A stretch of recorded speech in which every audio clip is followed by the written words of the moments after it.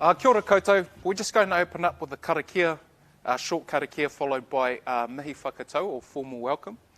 Karakia are important spiritually, but they're also important mentally. We often use karakia when we go out on our waka to acknowledge the environment around us and to refocus us to the task at hand.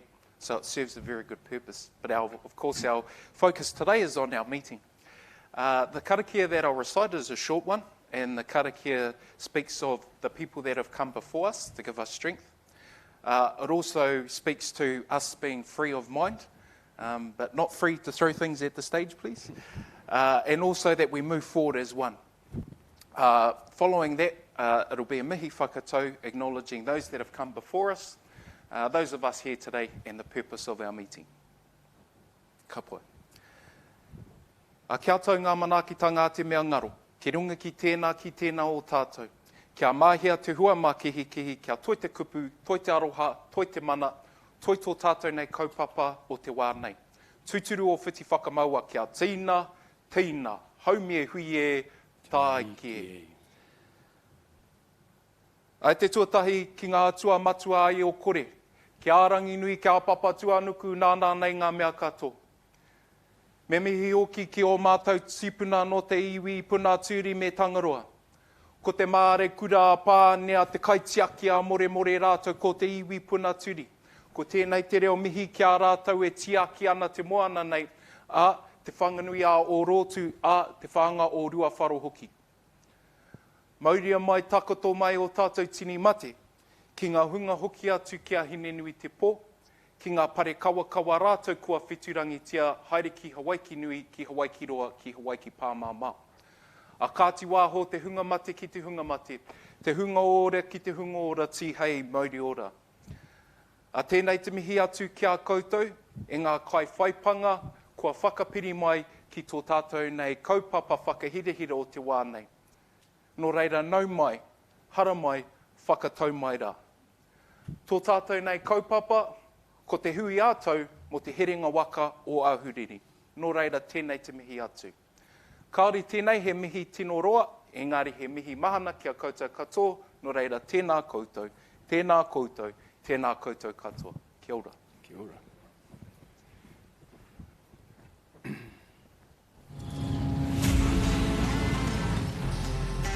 '22 has presented its fair share of challenges. It's a real credit to our team. They didn't waver from their commitment to our region and to our customers. The port's success goes hand in hand with our regional economy and Hawke's Bay's primary sector. Our region has a huge range of premier producers, delivering first-class products destined for world markets. At Napier Port, we're proud to play our part connecting our primary producers to our global customers. To help Hawke's Bay producers grow, we've been growing too. Our new wharf, Te Whiti, was built ahead of schedule and under budget and opened for business in July. Bringing more and larger vessels to deliver cargo. New infrastructure like our new mobile log debarker. Customised log grabs and advanced mooring technology. A new landside logistics service. Creating end-to-end supply chain solutions. And new equipment and new systems. All designed to help fuel our primary sector. At Napier Port, we work together for the well-being of all. We're creating a sustainable business to leave a positive legacy for future generations. While we continue to deliver for our customers, our community, and the region's economy. While we've all been navigating ongoing challenging times, one thing remains constant. The world wants more of our exports. And we're working hard to make that happen. Napier Port is committed to delivering for its shareholders, customers, our community and our regional economy. Together, we're building a thriving region by connecting it to the world.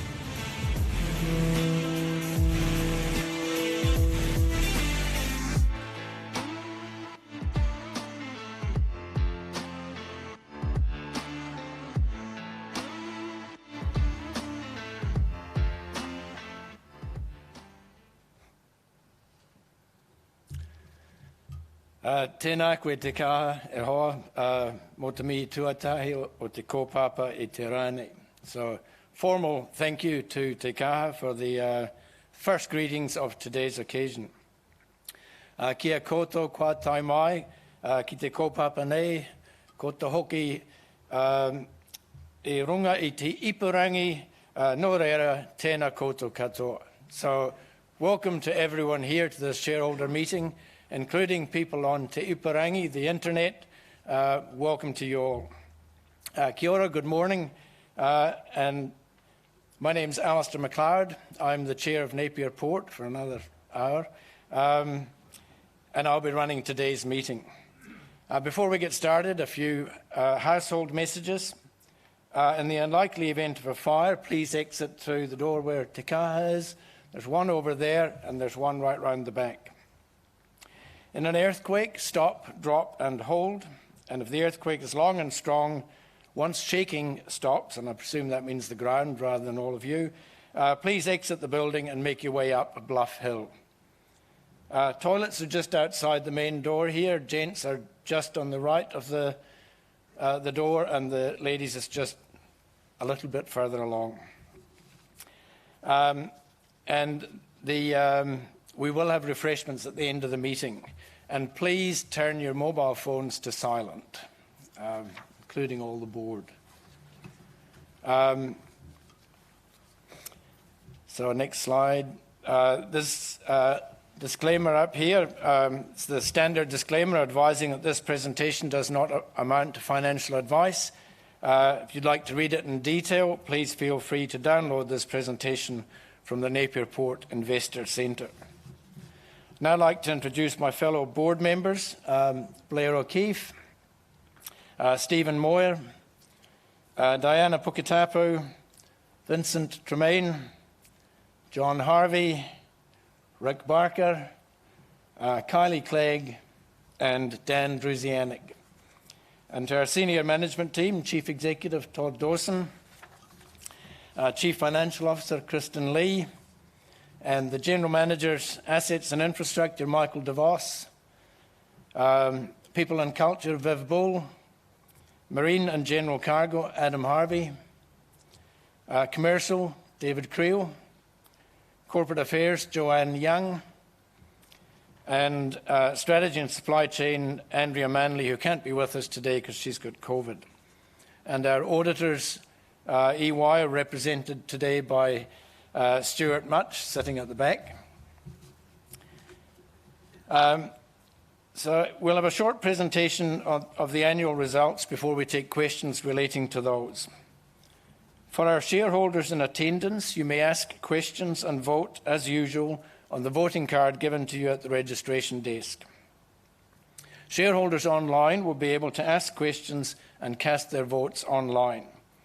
Please refer to the virtual meeting guide or contact the team at Link Market Services on 0800 200 220 if you require any assistance.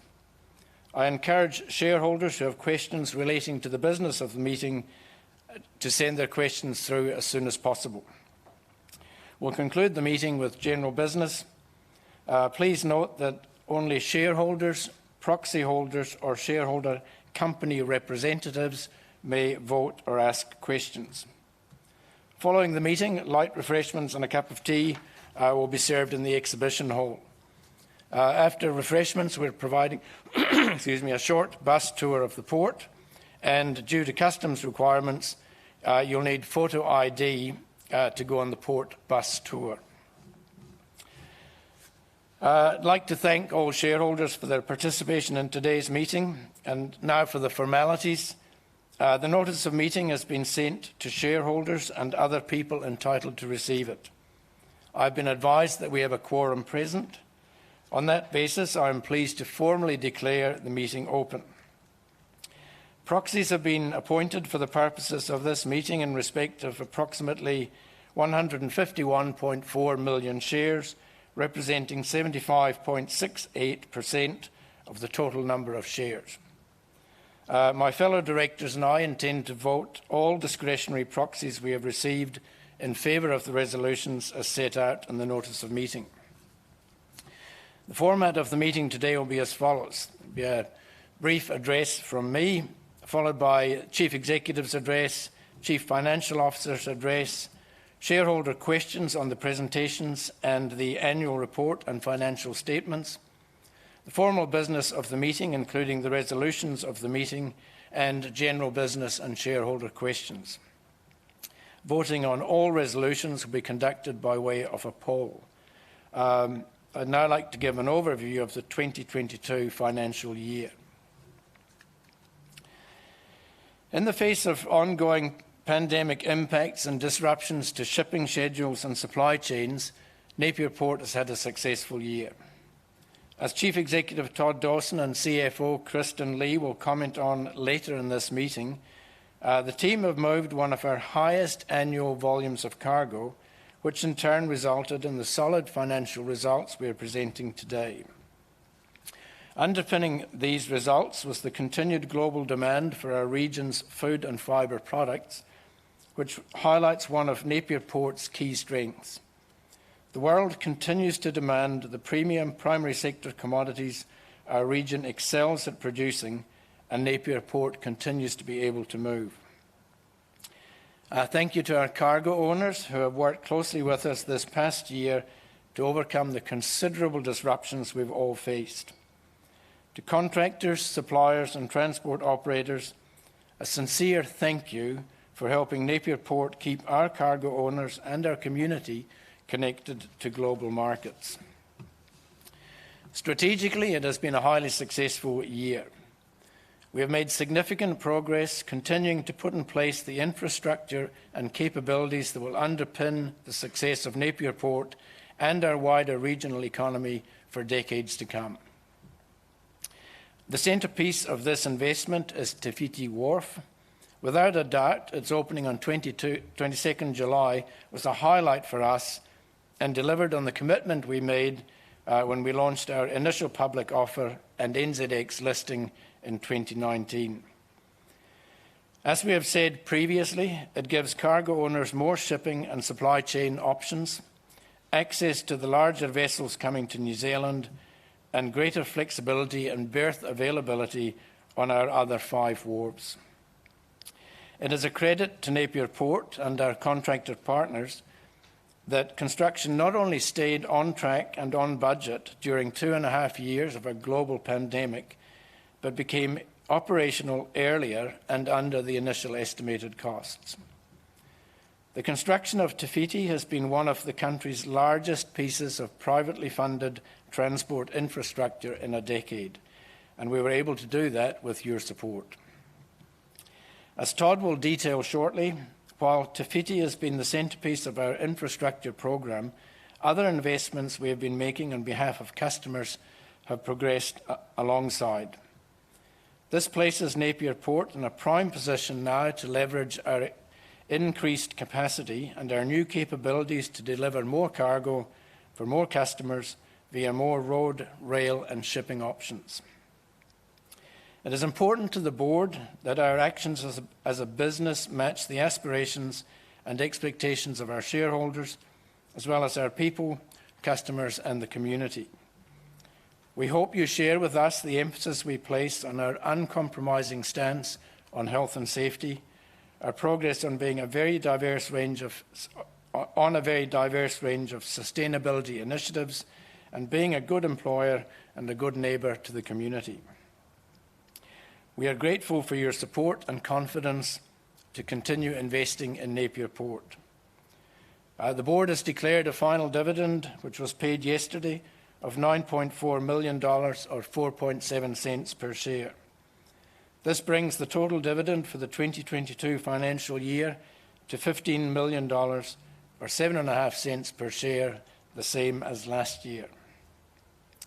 We have confidence that Napier Port's balance sheet and core strategic infrastructure positions the company well in the face of the changing macro environment and inflationary pressures. The demand for the exports that cross our wharves, together with the benefits we see coming from our strategic capital investment programme and Napier Port's proven resilience, stand us in good stead.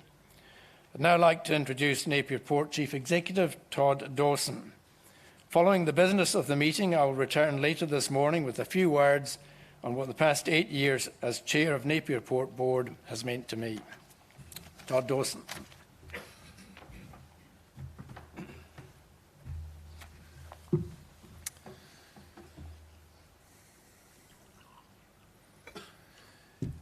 Thank you, Alistair. Good morning, everybody, and thank you for taking the time to attend our annual general meeting today. As Alistair has said, it's been another challenging year, which makes our results and our progress on strategic developments even more satisfying for us. From a trading perspective, we handled one of our highest volumes of cargo in our history, 5.39 million tonnes, and revenue increased to a record $114.5 million. This is a credit to our whole team, customers and partners who worked together to achieve this result. During the first half of the year, our customers faced a particularly difficult time. Labour shortages, workforce absences caused by the pandemic limited their production. Adverse weather events, particularly high rainfall, further impacted local production. And, of course, global supply chains remained disrupted and caused significant diversions from shipping schedules and reduced the number of vessels visiting New Zealand and, of course, Napier Port. This chart, it's not a piece of art. It actually perfectly illustrates the container shipping disruption Napier Port has experienced this year, but also over the last 2.5 years. Shipping services largely maintained schedules until the onset of COVID, about halfway through our 2020 financial year. Since then, they have become more random, resulting in vessels being serviced largely on a first-in, first-served basis. As explained during our half-year update, the disrupted schedules resulted in additional rehandling and restacking of containers in the container terminal. It also puts pressure on terminal space management and labour rosters, increasing our operating costs. Schedule disruption also results in fewer container vessels calling and reduced shipping capacity available to cargo owners to ship their products to global markets. These factors, together with intense cost pressures across the supply chain, had flow-on effects. Total cargo volumes decreased compared to the same period a year ago. Operating costs also rose substantially. Coming into the second half of the year, we were pleased to see volumes recover in line with the prior year. It is encouraging to see the ongoing demand for our region's exports and early indications that global shipping disruption and pricing are showing signs of easing. A return to schedule reliability and pro forma berthing windows during 2023 is starting to look possible. On the positive side, we're really heartened by the enthusiasm with which our region has now welcomed back cruise to Hawke's Bay, and we look forward to a record season with 88 cruise vessels expected to call. This year, we have delivered on long-standing strategic objectives that position Napier Port for the future. The opening of our new wharf Te Whiti, 6 months ahead of schedule and under budget, was an incredible milestone the team delivered for our region. We're already seeing the benefits of extra capacity and more seamless movement of cargo and vessels in and out of our port. In the first few months of our new financial year, we are seeing an increasing number of vessels calling, as well as a strong interest from current and new shipping lines to add Napier into the port calls. This includes a new weekly direct Napier to China service announced recently. Concurrently, we have been enhancing our configurations for berthing and working vessels and our terminal and log yard layouts to improve productivity and extend our capability and operational performance also. These developments all lend themselves to support the future growth for customers and Napier Port across all our key cargoes, containers, bulk and cruise. As Alistair said, Te Whiti Wharf is part of a wider program of infrastructure investment. We've been undertaking to drive efficiency, growth and greater supply chain and shipping options across both Hawke's Bay and the North Island. Our logistics service, which coordinates road, rail and warehousing from site to sea, is now a year old and growing. Partnering with Kia Rail road transporters and the Manawatu Inland Port, it provides customers in the central, lower and now the upper North Island cargo handling options all via Napier Port. We're getting interest from further afield and growing the service is a key focus area for us now.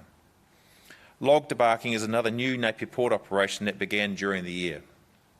And volumes are climbing and we're seeing demand increase for the service.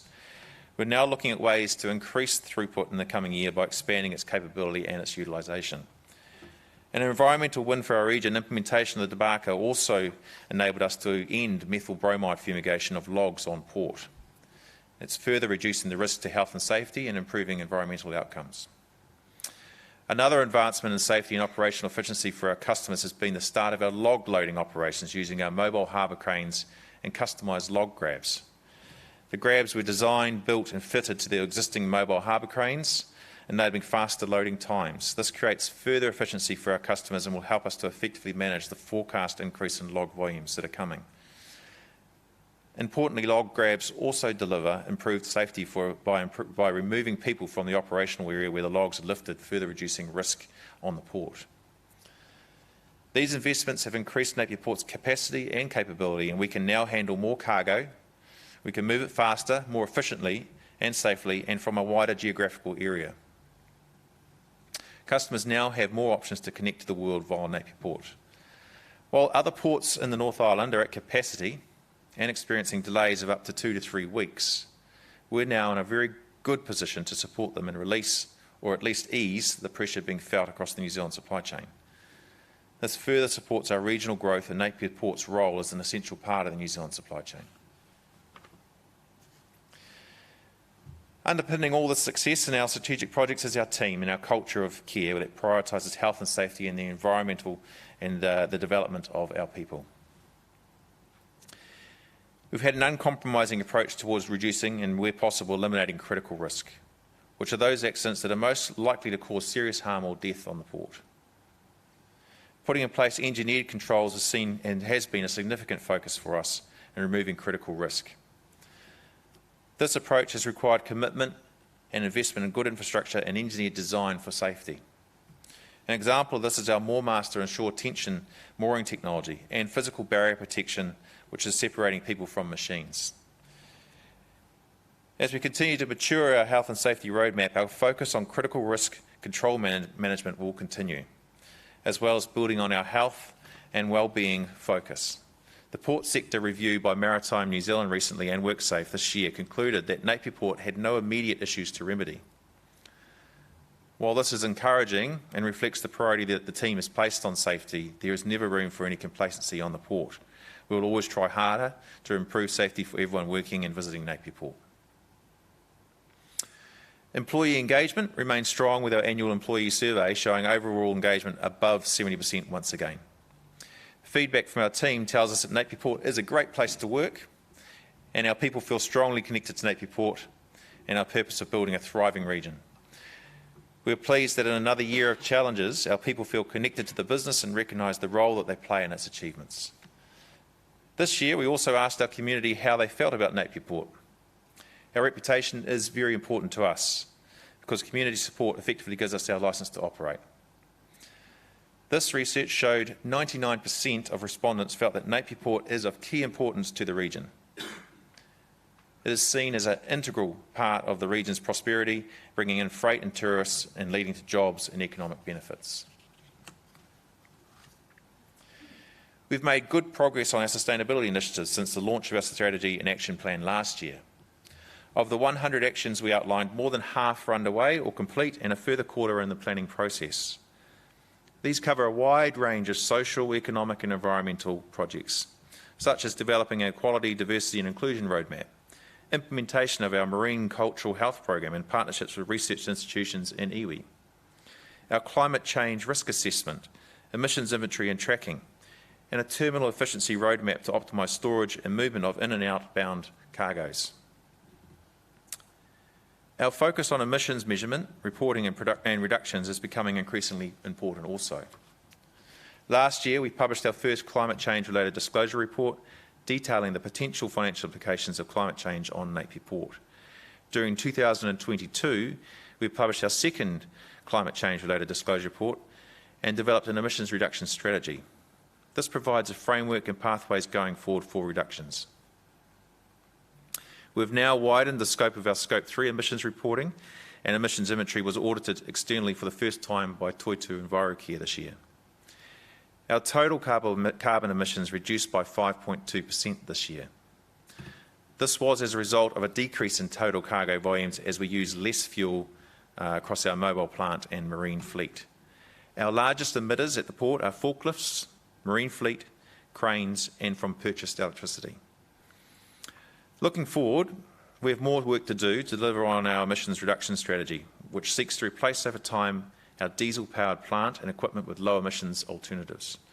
In the short term, we will be taking steps to enhance our decision-making further by integrating emissions considerations, and in the medium term, grow our electrical infrastructure capacity. In the coming year, every team at Napier Port has been challenged to identify an emissions reduction activity, including a target to work towards. I'm now going to hand over to Kristen, who's going to talk you through the financial and operating results.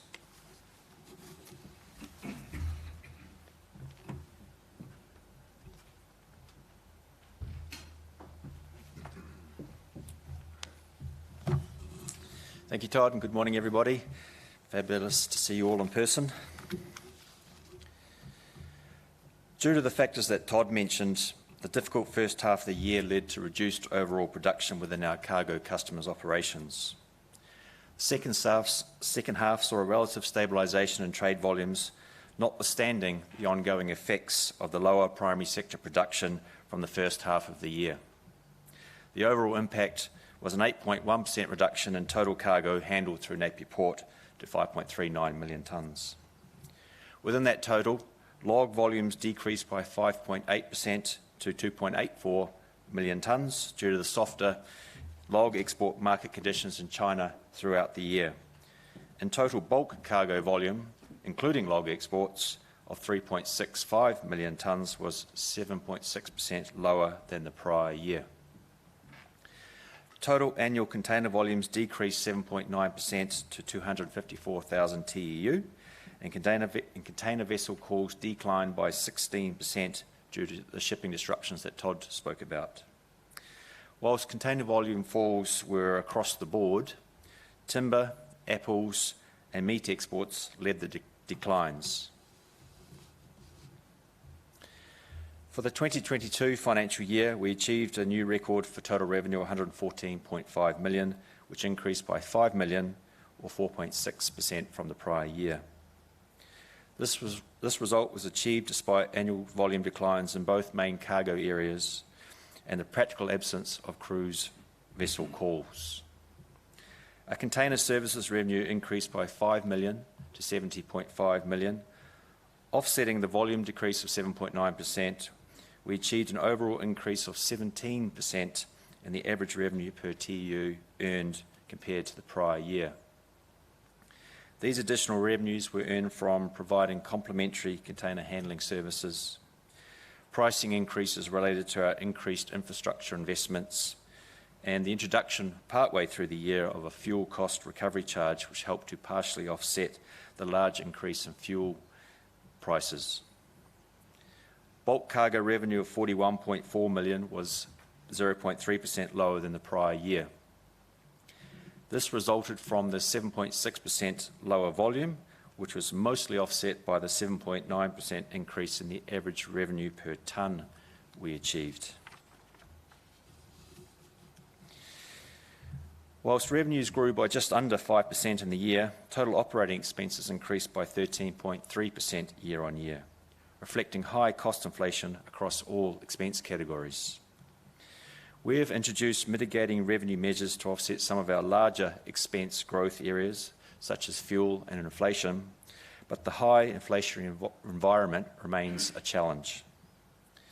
In addition to our continued focus on controlling spend where possible, we have proactively moved to increase our revenues to reflect our increased capital investments and from additional services, which has helped to mitigate higher operating expenses and the effect of reduced volumes during the year. The result from operating activities of $40.1 million decreased by 8.4% compared to the prior year record result. Reported net profit after tax for the period was down at $20.4 million, down from $23.2 million in the prior year. Capital expenditure during the year in cash outflow terms was $72.1 million, $56.5 million of which went again towards Te Whiti Sixth Wharf construction. This was reduced from the prior year's total spend of $104 million. Other investments in the year included physical safety improvements, the acquisition of shore tension dynamic mooring units, replacement mobile plant, payments towards the log debarker, and mobile harbour crane log loading equipment. We are, of course, very pleased with the outcome of the Te Whiti construction project. We've managed a complex and risky project successfully. In the final accounting, the final cost of construction of Te Whiti was $171.1 million, lower than the original estimate of $173 to $190 million. Overall, the Te Whiti project spanned 7 years from initial planning and consultation to completion. Whilst this was not quick, nor was it easy, we did approach this project from the outset with an intent to make the most of the regulatory requirements. The work we have undertaken on this project is now reflected in a lot of the good work we are doing in the social and environmental areas within our sustainability strategy. Around the time of the completion of the major construction project and the effective passing of this significant business risk, we reviewed and renewed our financing arrangements to take us forward into our next phase. As a result, we issued our first listed bond for $100 million in September, which was used principally to repay bank debt. During the process, we made a concerted effort to prioritise our shareholders for the bond offer, and hopefully all shareholders received an invitation to review the offer and participate if you wanted to. As the offer closed, we were pleased to allot 100% of the offers received via the shareholder priority offer. We've also refinanced our banking facilities, meaning we now have longer maturities and more diversified sources of funding. The weighted average term to maturity for our loans and borrowings at the balance date was a healthy 4.7 years. In addition, at the balance date, we had a relatively low exposure to variable interest rates, with $110 million, or 82%, of our gross borrowing subject to fixed interest rates.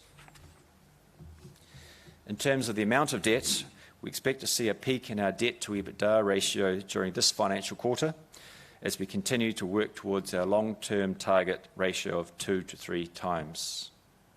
Thank you, and I hand you back over to Todd.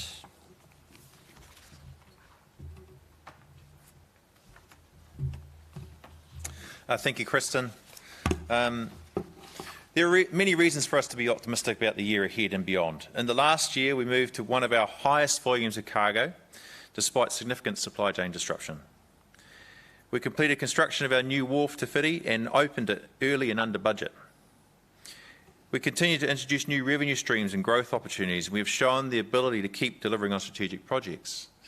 In doing so, we have the core infrastructure and capacity available for our customers and ourselves. Both our region and the underlying demand for its food and fibre products continues to grow alongside our reputation for providing excellent and reliable levels of service to our customers. We're now moving into a period of transformation, whereby our people, infrastructure, systems and processes we have put in place are opening up new growth opportunities for Napier Port and our customers. We are well placed to alleviate supply chain pressures and support other New Zealand ports who are currently at capacity and suffering from limiting infrastructure deficits. A few comments on the current outlook for our business. Trading for the first 2 months of the new financial year is in line with our expectations. Sentiment amongst customers and ourselves is that we are cautiously optimistic for the year ahead, although there is no room for complacency within the current economic environment. There are early signs of global shipping disruptions easing and freight pricing starting to decline globally. However, this still needs to flow through to New Zealand. The operating environment remains unpredictable and challenging. Rising costs, both here and abroad, are of concern for Napier Port and our customers. At the same time, the global economic environment is seeing the impact of inflation and rising geopolitical tensions. This continues to represent a significant challenge for New Zealand's trading environment and a source of uncertainty related to both supply and demand. As we have highlighted previously, we are seeing inflationary cost pressures across the whole business. We've provided earnings guidance for an underlying result from operating activities for the year to 30th September 2023 of between $42 million and $48 million. This range reflects continuing uncertainties and assuming a continuation of the current market conditions. Finally, I'd like to acknowledge and thank the whole Napier Port team for their efforts this year, including our directors and particularly our retiring chair, Alistair McLeod, for his support. Alistair leaves the board at the conclusion of today's annual meeting, having led the company through one of the most significant periods in Napier Port's history. He leaves as his legacy a safer port operation where people are valued first and foremost. He has successfully governed us through the initial public offer and listing on the NZX. He has overseen the company's largest ever investment in infrastructure development and a successful navigation of periods of national emergency, including the Kaikoura earthquake, the global COVID pandemic, and unprecedented disruptions to the national and global supply chains we've seen in recent years. On behalf of shareholders, the board and the whole Napier Port team, I thank him for his commitment to Napier Port, its people and our region. I'll now hand back over to our illustrious Alistair McLeod.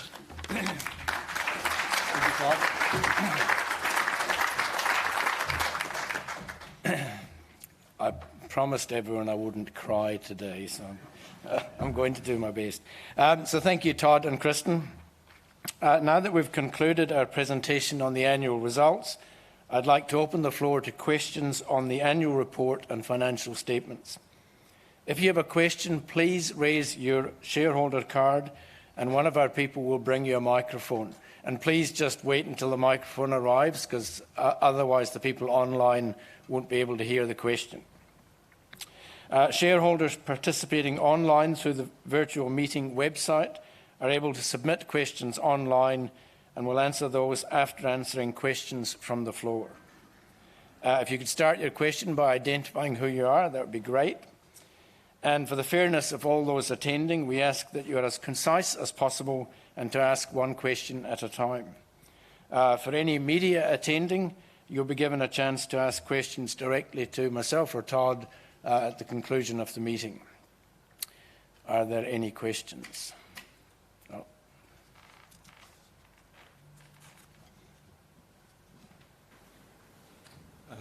Paul Grant, shareholder.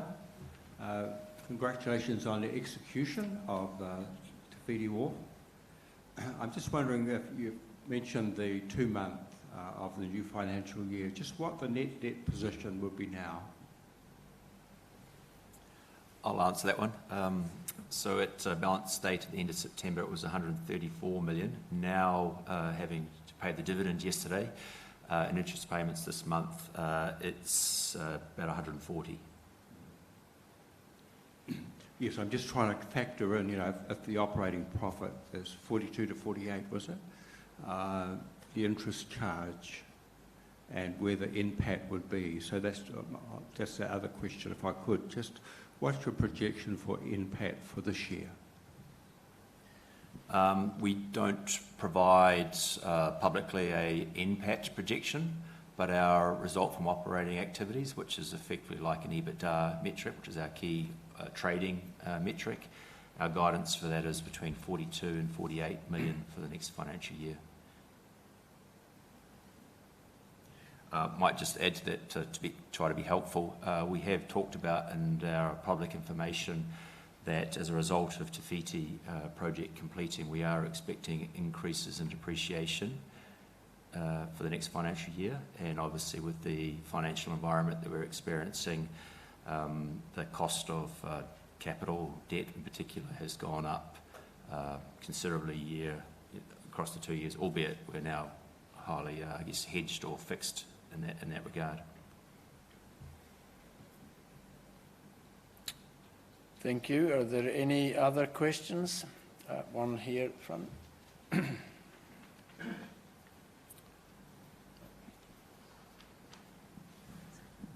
Thank you. It's Perry Spiller. I have more than one question, but I'll ask them one at a time. What about Wakatu? So Wakatu is still on our, longer-term plan, and we'll develop it as and when we need it. That at this stage is some stage off. So at the moment, it's parked up in terms of a development opportunity for us for now. The second question is, where does all the bark go? We work with BioRich. BioRich come and take that bark away, pay us a small amount for it, and it obviously goes back down the road there and gets composted and used for other purposes. When the IPO took place, there was significant staff participation, and I think the figure was mentioned at the time that it was the highest known either in New Zealand or in the Southern Hemisphere. With staff changes, has that gone down, or is it significantly gone down? Yes, so when we did the IPO, approximately 97% of our employees took up the opportunity to become shareholders.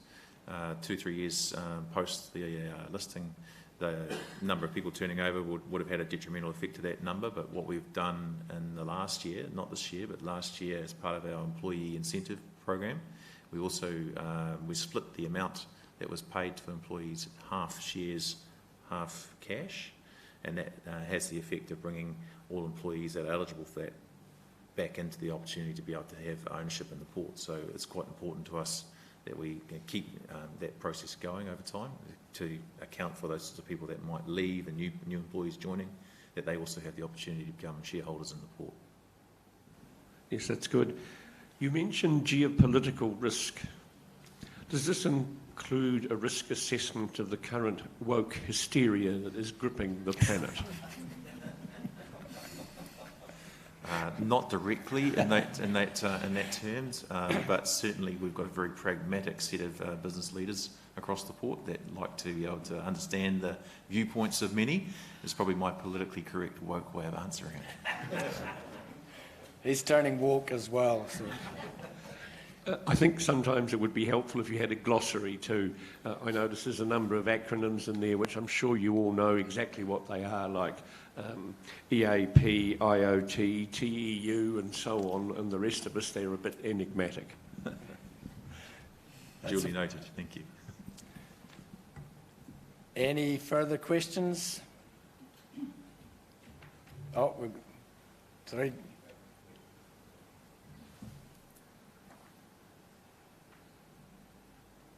Oh. Maida Hawkins asking a question concerning Napier Council. What revenue do they derive from the port, if any? Napier Council are not a direct shareholder of the port, so they don't get a dividend directly.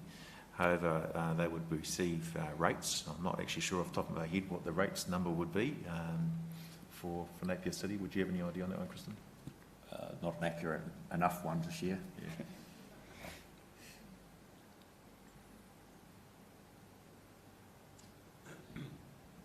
Yes, Paul Grant again. I'm just a layperson, so I'm trying to figure out where the NPAT's heading.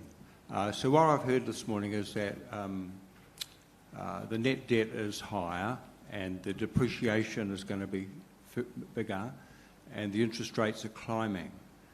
So I'm just seeing a squeeze on net profit, and ultimately that would bring a squeeze on the share price. So I understand you're not going to give any more guidance about NPAT, but can you guide us in terms of revenue? A lot of companies give an update on revenue. So where's your first quarter revenue tracking? I guess our guidance of 42 to 48 million result from operating activities obviously is a fairly wide range and reflects the uncertainties that we spoke about. So to some extent we can't control the outcome. Todd did mention in his presentation that trading for the first 2 months of the year are in line with our expectations, so essentially in line with our assumptions in that range. I'm not sure we can say too much more about that, sorry. Question down the front here, if someone's got a...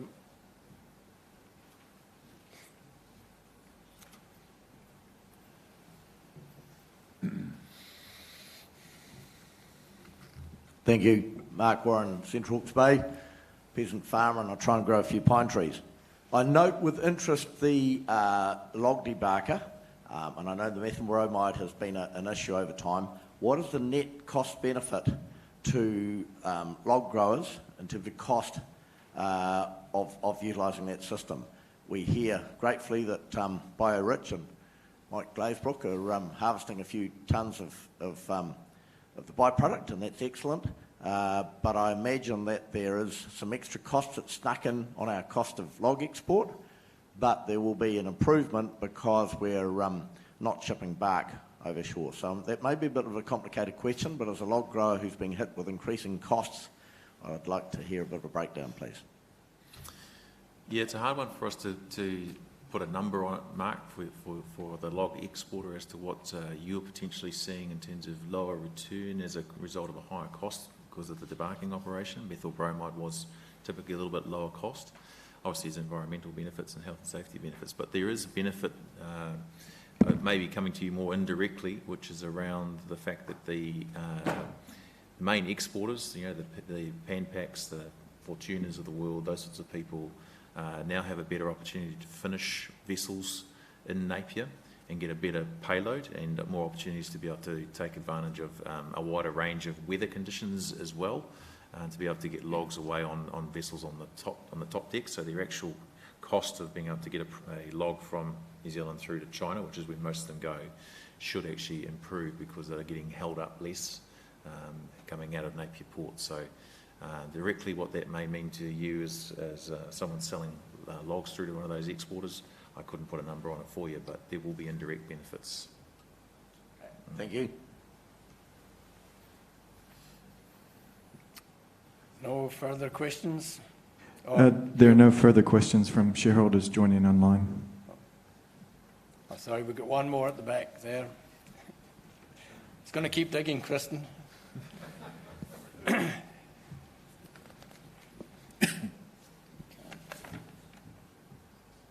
do note that, Paul Grant again, we've got updates on carbon emissions and that, but very little on financial. As I said, I'm concerned about the squeeze on NPAT, and I've just heard the question from the forestry grower. Where are the areas to control costs and shrink costs? What strategy have you got to put a lid on some costs, because I can only see some of those costs going up and up. Are there areas you can bring about some cost reductions? Yeah, it's a good question, and I think that's something that's always a continual focus of ours. We are looking all the time at how we can minimise costs and really squeeze the operation for what we can get through it. A big part of our returns are going to be driven out of volume as well, you know, what sort of volumes we see running through the port. We're at a stage now, we've done a lot of the investment that we think we need to make for some time, and so our focus now is on really utilising hard what we've developed over the last couple of years. It's a hard environment at the moment to be minimising costs because, as you all know, costs are going up across the board just about everywhere where you look. So it's something we are having to be very vigilant on.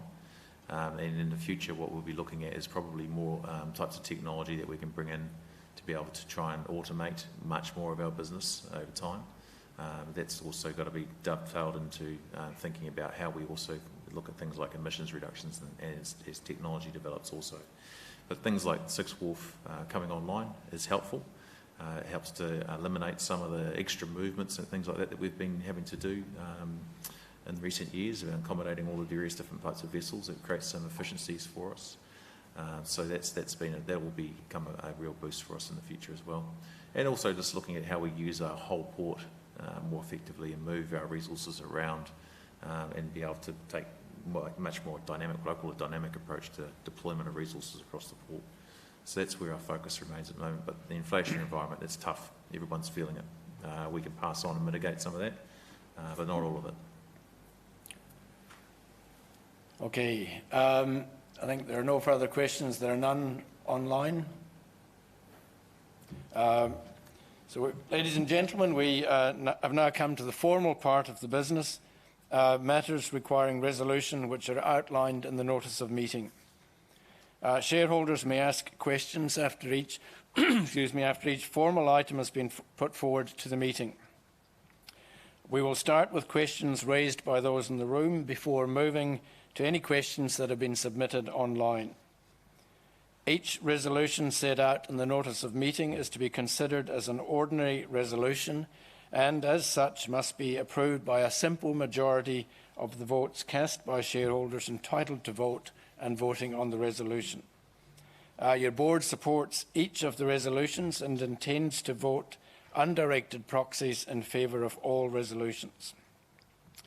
The outcome of proxy votes will be displayed for your information before voting on all the resolutions. Shareholders on Link's virtual meeting platform will be able to cast their vote using the electronic voting card received when online registration is validated. As detailed earlier, online shareholders will vote by clicking Get a Voting Card in the online meeting platform. Please refer to the online virtual meeting portal guide or use the helpline 0800 200 220 if you require assistance. Online voting will remain open until 5 minutes after the conclusion of the meeting. So Resolution 1, I move as an ordinary resolution that Stephen Moir be re-elected as a director of the company.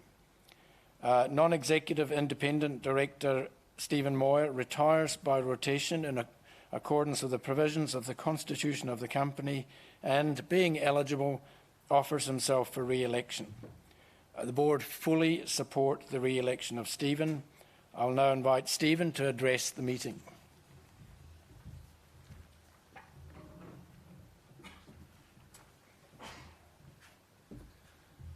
Thank you, Alistair, and good morning, everybody.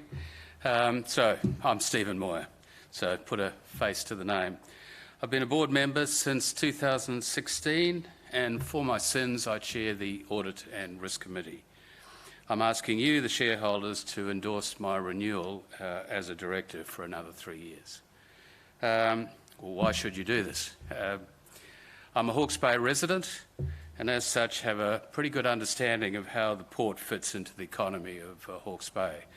Driving through the Heretaunga Plains each day shows me just how critical the port is to all those growers and farmers that you pass by. That keeps me very grounded because I know where all that hard work is going and focused on why we're here. Over the last 6 years, I've been an integral part of the IPO that led to the listing of the port. I worked with the finance team to raise the $180 million of bank capital to finance the Sixth Wharf Te Whiti construction, and with the rest of the board oversaw the governance of this hugely successful project. Once we had de-risked the project, I was then party to the refinancing of the bank debt through, again, a highly successful bond issue. I do feel I have an in-depth knowledge of the financials, the financial health of the port. Now the task turns to making this rather expensive new piece of infrastructure pay for itself and meet the growing needs of the Bay. That needs commercial and financial acumen at the board. I'm very keen also to be a part of the transition of the port to a more environmentally sustainable business. It's not going to be an easy task to pivot from a diesel-driven piece of infrastructure to a carbon-free business.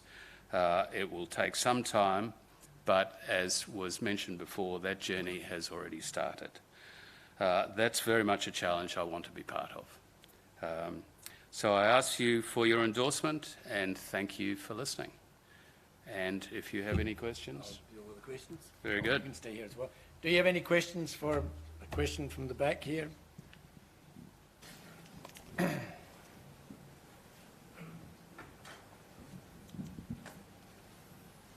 Thank you, Stephen. Good to hear about the Paul Grant again. Good to hear about the expertise in the financial capital markets and getting. But Stephen, where do you see revenue growth coming?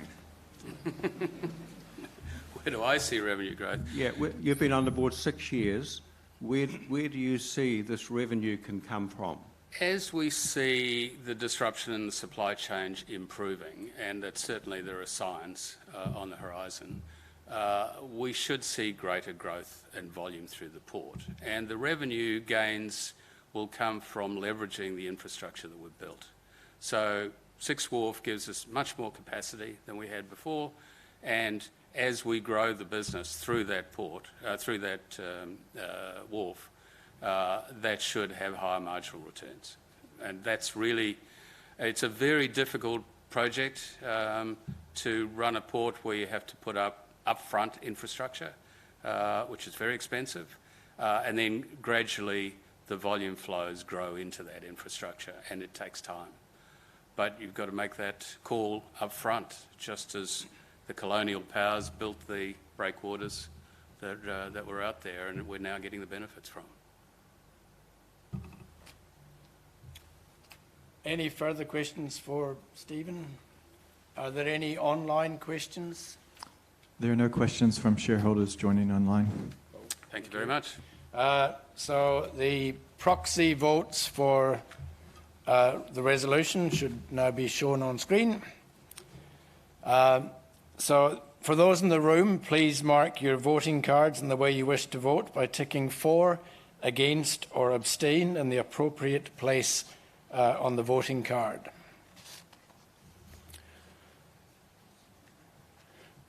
You've all done it. Okay, moving on to Resolution 2. I move as an ordinary resolution that Kylie Clegg be elected as a director of the company. Non-executive independent director Kylie Clegg retires in accordance with the company's constitution and the NZX listing rules and, being eligible, offers herself for election. The board fully support the election of Kylie. I'll now invite Kylie to address the meeting.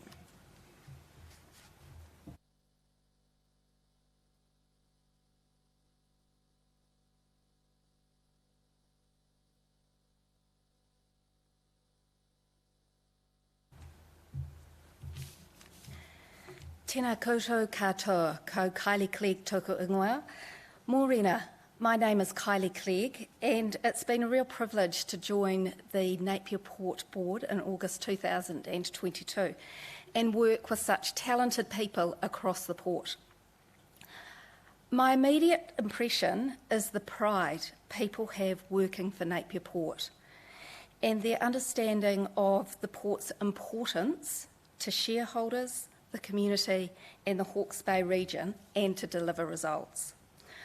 I bring a corporate legal background with listed companies and governance experience, probably from a New Zealand scale, in quite large and complex central and regional governance organisations, as you can see from my bio. The issues that I've faced on those boards that I've sat on help me contribute here, in particular around the property and capital infrastructure, the supply chain management, customer insights and stakeholder relations, health and safety, and more recently, sustainability.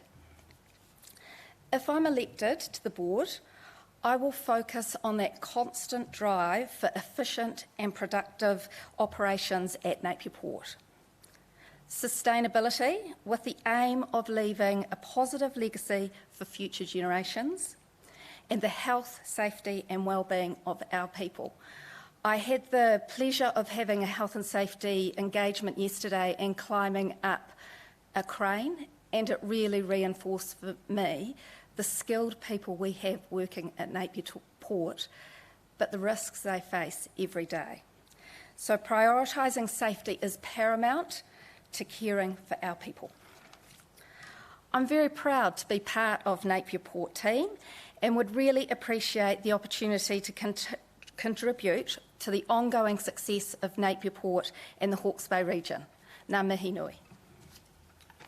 I just will stay there in case there are there any questions for Kylie?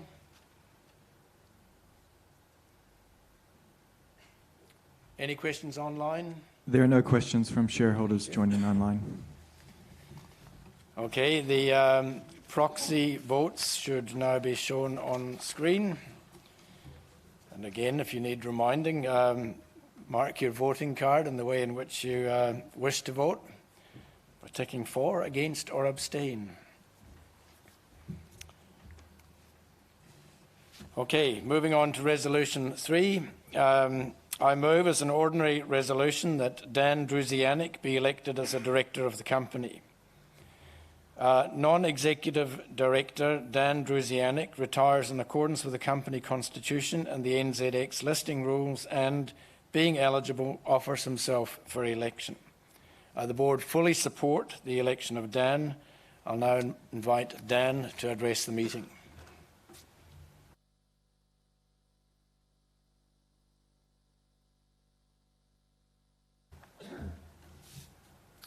Tēnā koutou. My name is Dan Druzianic, and I'm privileged to be standing here asking for your support for appointment today.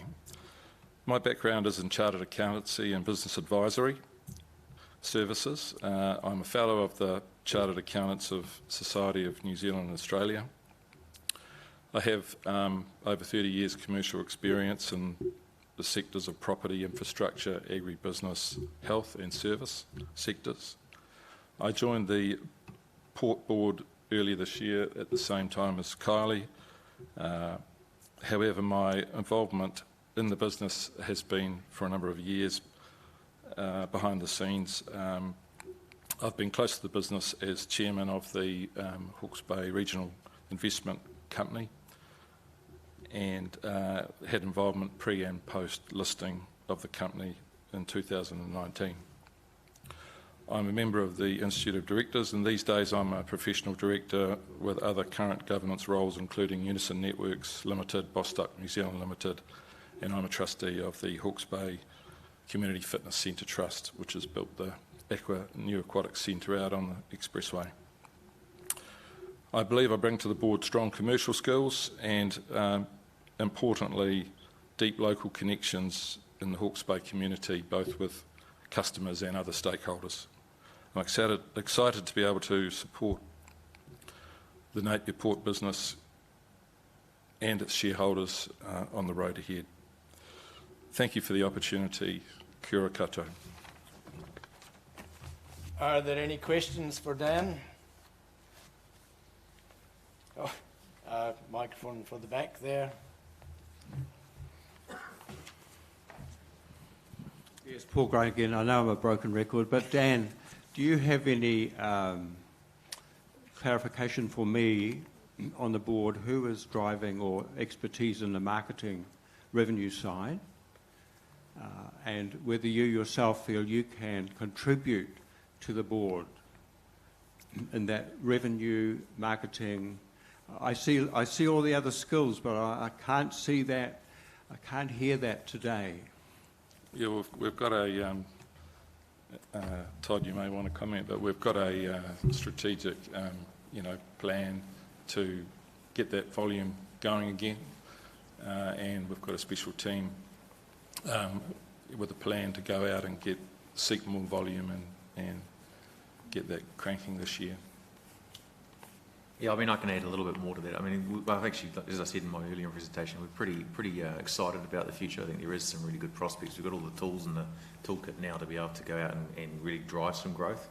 The growth in the region has been pretty steady, and we can see, we can go out and touch and feel the trees in the ground, etc., and the logs and bits and pieces are going to come to us. What's really interesting now is what's going on around the rest of the supply chain in New Zealand, and you're starting to see things get fairly congested around the Upper North Island, and people are starting to look at alternative ways of entering in and out of the North Island. We're also extending our reach into the central and lower North Island, but that's also starting to happen in the upper as well. So, our ability to try and attract more cargo coming through to Napier Port and out of the east coast through the Hawke's Bay is prime for us at the moment, because you don't overcome infrastructure deficits in a very short time frame. We've got the infrastructure capacity to be able to go and do that now. So I think that's where you'll see the growth and opportunities come in the future. But as Alistair said as well, these things take time. Or sorry, Stephen saying, you build these things, they grow, you grow into them. So we'll reap the benefits of that in the future. We're ahead of the curve a little in that regard, in terms of when you compare it to other ports. But that's where we see the growth coming from. Both the Hawke's Bay, good, steady, reliable growth, good, resilient primary sector, and then further afield, we're seeing more coming our way. Our logistics service, for example, this time last year, or October last year, we're about 64-67% up in terms of volume going back and forth between Napier and Palmerston North every day on that train. Started at 6, consistently 10 to 12 wagons a day now. So that's where the volume's going to come from. And just add to that, sorry, the cruise industry is also obviously back and big demand there. We'd had previous to Sixth Wharf capped our vessel limited about 90 per year. Now the cap is off. So that's where we'll see additional growth come. And just to add to your question about on the board, so we've got 2 former port CEOs on our board, which is not the case across all the other ports in New Zealand. So both of those have got proven track records of growing port businesses through revenue. And we've also got a former Vice President of Marketing International on the board as well. So a strong set of skills there to complement the rest. Any further questions for Dan? Escaped lightly. Are there any online questions? There are no questions from shareholders joining online. Okay. So the proxy votes for Dan are now shown on screen, and by now you've all worked out how to use your voting cards. So we'll just rattle on to Resolution 4, which is to authorise directors to fix the auditor's remuneration for the ensuing year. In accordance with Section 70 of the Local Government Act 2002, Napier Port Holdings Limited is a public entity as defined in Section 4 of the Public Audit Act 2001, and in accordance with that Act, the Auditor General is the auditor. The Auditor General has appointed Ernst & Young to undertake this audit on its behalf. The proposed resolution authorises the Board of Directors to fix the remuneration of the auditors for the ensuing year. Are there any questions from the floor regarding this motion? Question at the front here. Thank you. I'm curious about the word fix. Normally an auditor would send you the bill, and you appear to be implying that you're telling the auditor how much you're going to pay them. Put your hands over your ears, Stuart. Kristen? We do agree with the auditor in advance what we are going to pay them. That's not to say that there are things that happen and change that we may end up adjusting that sum, but effectively we do have an agreement in advance. Agree might be a word that aligns with. Don't look round because the auditor is smiling at the back. So. Perhaps the word pay would be more yeah. Are there any other questions regarding this motion? If not, the proxy votes should pop up on the screen. And once again, tick the relevant box.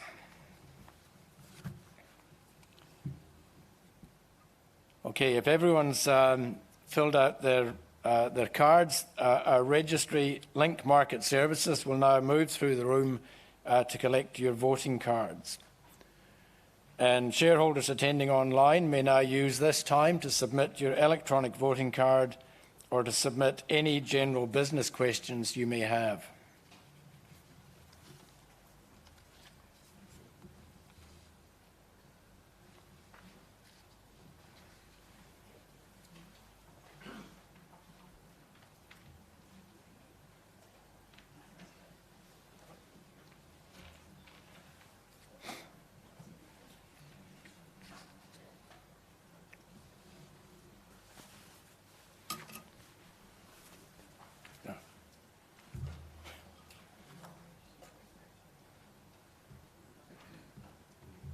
Checks the pen.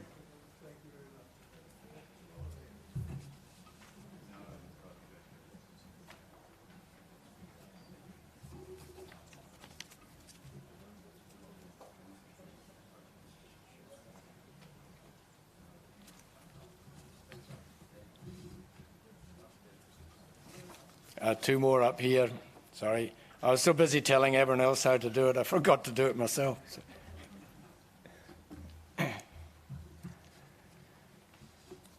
Okay, that's them all collected. The floor is now open for questions and general business. Can I just remind you that when you want to ask a question, please wait for the microphone, and then, as you've probably got into the habit now, clearly state your name before asking the question. To be fair to all shareholders, I ask that the questions be as concise as possible, and please be considerate to other shareholders wishing to ask questions. We'll take questions from the floor first and then go to our online participants. So, general questions from the floor. Got one here. Yeah, John Watts, shareholder. Looking at the pictures and a fairly full wharf, is there a capacity to grow storage for your logs? Yeah, it is a full wharf, which is pleasing to see. We don't actually want to store the logs. We want them to turn over. So we're driving models to see that the logs turn over as fast as possible rather than hold them on port. It looks like when you look at it, it looks like they're stagnant and they stay there for a long time, but actually the average turn on those logs is about 8 to 9, 10 days in terms of turnover. So we try and drive a model that makes those logs turn as quickly as possible. You'll see other yards around the countryside, what we call surge yards, where when they run out of space on the port, they might hold them there and then bring them into the port from there. And obviously those are dotted around both Napier and further afield as well. So yeah, it is a challenge though to make sure that we can turn those logs over as much as we can. And question up towards the back there.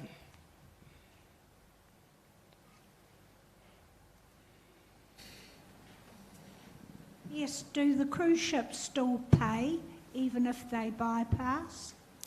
Great question. Depends on the time frame. We do have a cancellation policy with the cruise ships. Typically, the cruise ships are booked 2-3 years out, and the passengers on board don't want to miss the opportunity to call into Napier, so they're very reluctant to cancel or not come through once they've booked in. We might get a cancellation every now and again. We've had one this year already, just a pure cancellation. It was as a result of weather up in Tauranga. The big ovation of the seas couldn't come through. But it'll only be a weather event or things like that. Normally it would mean it would not call. But if they cancel within, I think, David, is it 3 weeks, 4 weeks? I forget now. 30 days. There's a cancellation fee for them, because obviously there's a lot of resources deployed to be able to get ready for our vessel's arrival. We incur some costs there, so we recoup some of that cost if they do cancel. But it's very rare.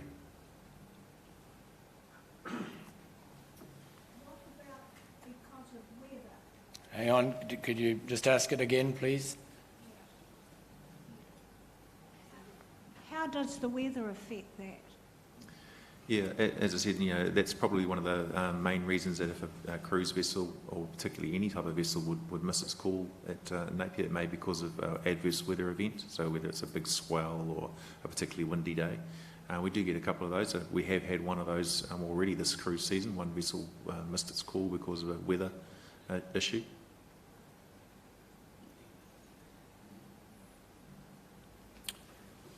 Question over here, yep. Malcolm Redmond. What sort of revenue does the cruise liners bring in? Traditionally, cruises represent about 3 to 5% of our total revenues.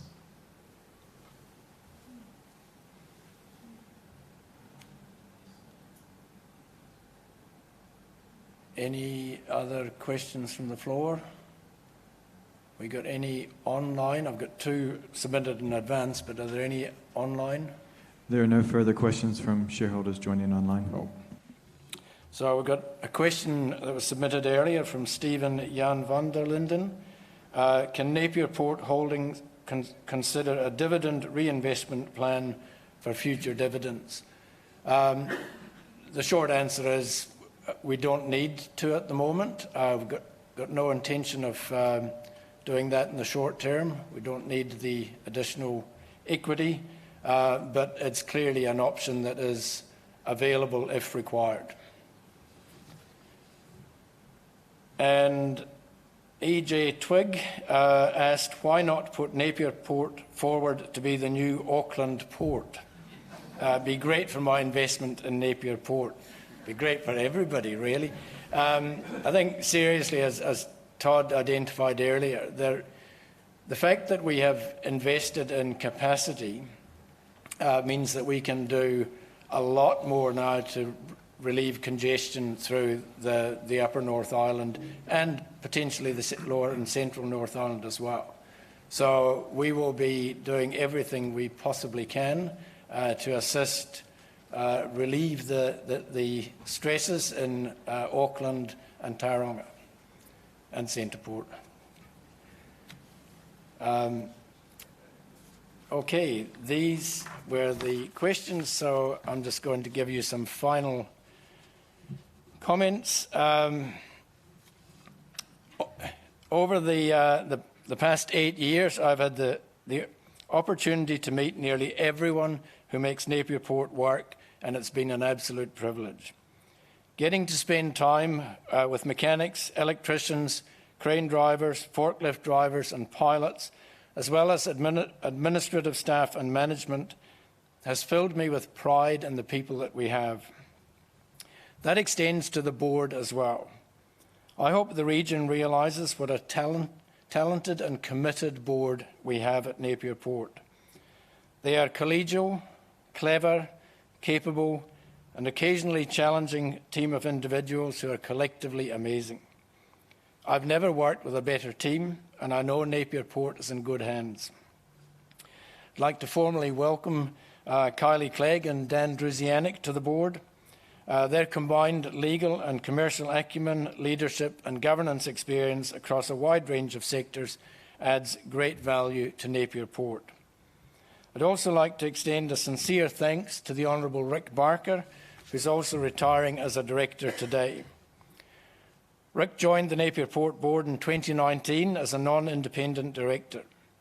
He's been a hugely valuable member of the board.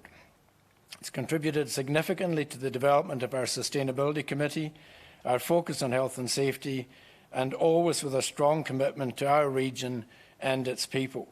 And in fact, if Rick would like to say a few words, the microphone is open. I have to say, the words Rick and few words in the same sentence have never appeared before and may never appear again.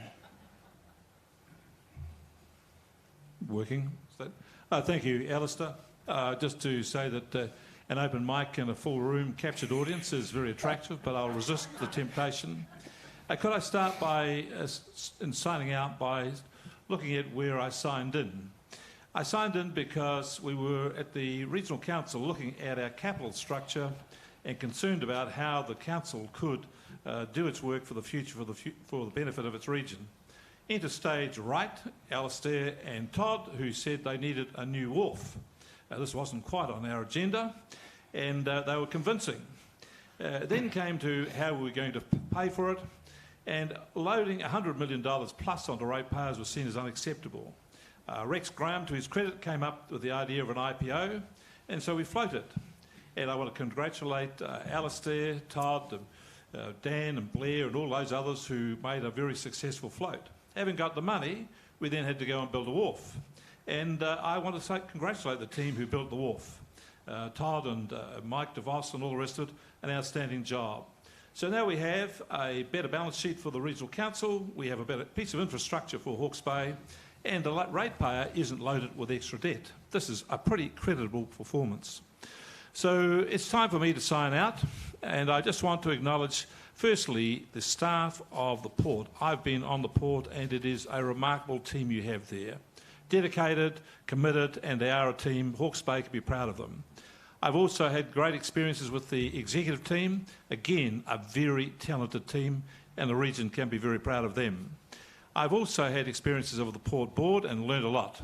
Your governance team is outstanding, and I have no reservations whatsoever. So to the ratepayers, I can say you've got an outstanding asset here doing what it needs to do to connect Hawke's Bay to the world, which it does really well for the growth and the prosperity of this region. I have learned a lot, and one of the things I have learned is this, that I think the Port Board is best served by having independent directors. I am the first, and I think only, council member who has been a director of the port. And I do know that you can't hold yourself to account. So I just think having independent directors is a really important lesson to learn for the future. So for all the lessons you've taught me, thank you very much. And I've told my kids that this is my midpoint of my working career. I'm signing out. And for those of you who can see the signs, it's not going to involve politics. So this is Unplugged or Unhinged. You choose. Rick Barker, receding to the background. Thank you, everybody, and all the best who wishes.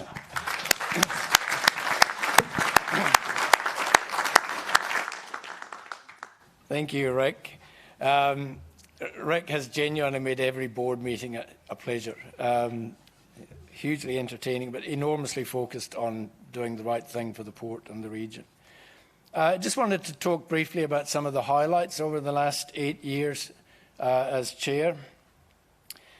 First, our focus on health and safety. We're not perfect, but we constantly focus on getting people home safely from the port every day and every night. Hiring Todd Dawson, the right person at the right time to build on the legacy nurtured by Garth Carey. Being part of the IPO process from beginning to end.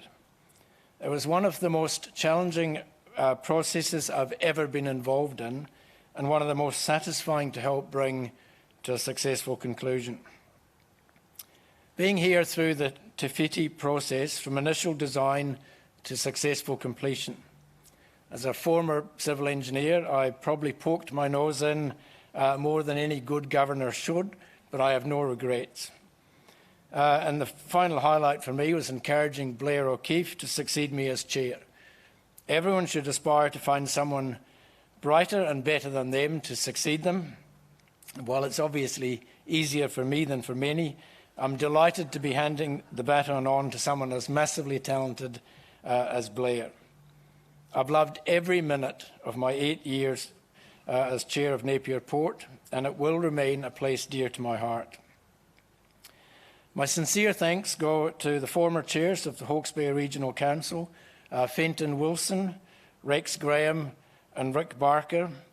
All three chairs have been rock solid in support of Napier Port, and we're delighted to continue that relationship with Hinawai Ormsby. Thank you to our shareholders and the whole team for what they deliver every day for our region, and to my colleagues for entrusting me with the chair role during my time on the board. There's only one thing I will not miss about Napier Port, and it's having an annual shareholder meeting the week before Christmas. I am not going to miss this at all. Ehara takatoa I te toa takitahi, engare he toa takitini. My strength is not that of an individual, but that of many. And that brings me to my final duty as chair of Napier Port, formally welcoming my chair successor, Blair O'Keefe. I got to know Blair really well during the IPO process and developed an enormous respect for his capacity, his intelligence, and his just sheer decency. So it is a genuine pleasure to hand over to the charming and talented Blair O'Keefe.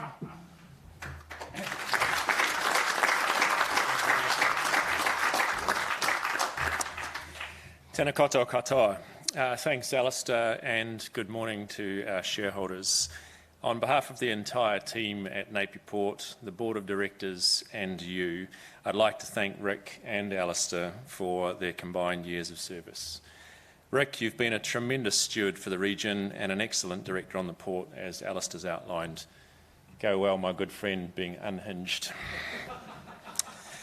As Todd said, Alistair's been a driving force behind many of Napier Port's achievements over his tenure.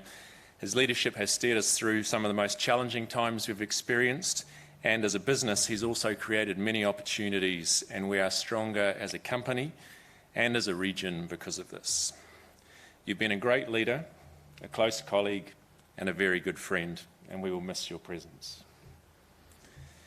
It's been my pleasure to work with our team over the last few years, having been heavily involved in the listing process and the stewardship of the company since then. We've established, as you've heard today, a very solid base comprising infrastructure, people, systems and processes. Stepping into the chair role today, I feel a healthy weight of responsibility and positivity. With a strong foundation, we must now leverage our investments and position to open up growth opportunities for Napier Port, our customers and our region. To reinforce Todd's comments, we're in a great position to release the pressure being felt across the national supply chain. Our investments are delivering wharf capacity, road and rail services, cargo handling equipment, shipping options, meaning we are very well placed to serve the needs of our region and wider New Zealand as the port system across New Zealand struggles for capacity and looks set to do so for some time. As incoming chair, my leadership commitment to you is one of strong values and a culture of care for Napier Port's people and all of its stakeholders. This includes delivering on economic, social and governance expectations of our shareholders, which I will endeavour to achieve through strong, open relationships and a dialogue between board and management, and through diversity of thinking at both the board and executive table. On that note, it's my pleasure today to conclude the annual shareholder meeting for the 2022 financial year. On behalf of the board, I extend our thanks to all our shareholders, our business partners, our community, and the cargo owners who entrust their product to Napier Port every day. And to the entire team at Napier Port, led by an excellent senior management team, you continue to bring your best to work every day, facing whatever the day brings. Every day is different, with an unflappable commitment and resolve to do what's right and get done what needs to be done. As I call the meeting to a close, I'd like to invite you all to light refreshments in the exhibition hall next door. We also have some of our people available to answer your questions about port operations, and of course all of the board is here and available for you to talk to afterwards as well. At 12 o'clock, you're welcome to take the complimentary bus tour of the port, and that will return here after about 20 minutes. As a reminder, as Alistair pointed out earlier, if you haven't put your name down when you registered, please see Chris over here, and he will ensure you're on the list before the bus departs. Due to customs requirements, it is a legal requirement that you have your photo ID on you, so hopefully you've brought that with you. Thank you for coming today, and thank you for your continued support of Napier Port. Nō reira, tēnā koutou, tēnā koutou, tēnā koutou katoa. Thank you.